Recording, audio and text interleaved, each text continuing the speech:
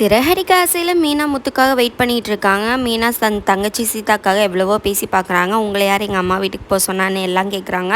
நீங்கள் தான் ஏதோ முதல் பிள்ளை அது இதுன்னு சொன்னீங்க, அப்போ எல்லாமே பொய்யா அப்படின்னு முத்துவும் கோவப்படுறாரு. அது மட்டும் இல்லாமல் சீதாக்காக வரணுமே பார்த்துட்டு வந்திருப்பாரு. நான் கார் டிரைவர் அந்த மாதிரிலாம் பார்க்கல, சீதாக்கு ஏற்ற மாதிரி நல்ல மாப்பிள்ளையாக தான் பார்த்துருக்கேன். இதில் எந்த மாப்பிள்ளை பிடிச்சிருக்கோ அந்த மாப்பிள்ளையை சீதா கட்டி வச்சிடலாம். எவ்வளோ நகை கேட்குறாங்களோ அதெல்லாமே நான் பார்த்துக்கிறேன் அப்படின்னு சொல்லி முத்து சொல்கிறாரு.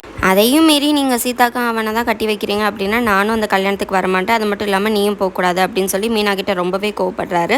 சீதாக்கு அருண் கால் பண்ணிகிட்டே இருக்காங்க, ஆனால் சீதா ஃபோனே எடுக்கிறதுல அழுதுகிட்டே இருக்காங்க. ஸ்ருதியுமே ரெஸ்டாரண்ட் ஸ்டார்ட் பண்ணுறதுக்காக இடத்த பார்க்க சொல்லி ஒரு ஆள்கிட்ட சொல்லியிருப்பாங்க. அவங்களும் அண்ணா நகர் டி நகர்னு சொல்லி 2 இடத்துல இடத்த பார்த்துருக்கேன்னு சொல்லிட்டு இருப்பாங்க.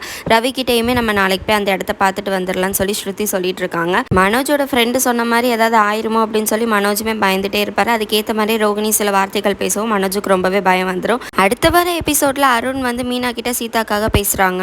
நீங்க நினைக்கிற மாதிரியெல்லாம் நான் இல்லைங்க, சீதாவை நான் ரொம்ப நல்லாவே பார்த்துக்குப்பேன், நாங்க ஒருத்தர் நல்லாவே புரிஞ்சு வச்சிருக்கோம் அப்படின்னு சொல்லி மீனா கிட்ட அருண் ரொம்ப பொறுமையாவே எடுத்து சொல்றாங்க. மீனாவுமே முத்துக்கிட்ட அருண் இந்த மாதிரி என்கிட்ட பேசினாரு, நல்லவராரா தெரியுறாரு, நம்ம சீதா கல்யாணம் பண்ணி வச்சிருவோம் அப்படிங்கிறதையும் சொல்றாங்க. முத்து ரொம்பவே கோவப்பட்டு அவன் கூட மட்டும் கண்டிப்பா கல்யாணமே பண்ணி வைக்க மாட்டேன் அப்படிங்கிறதையும் சொல்றாரு.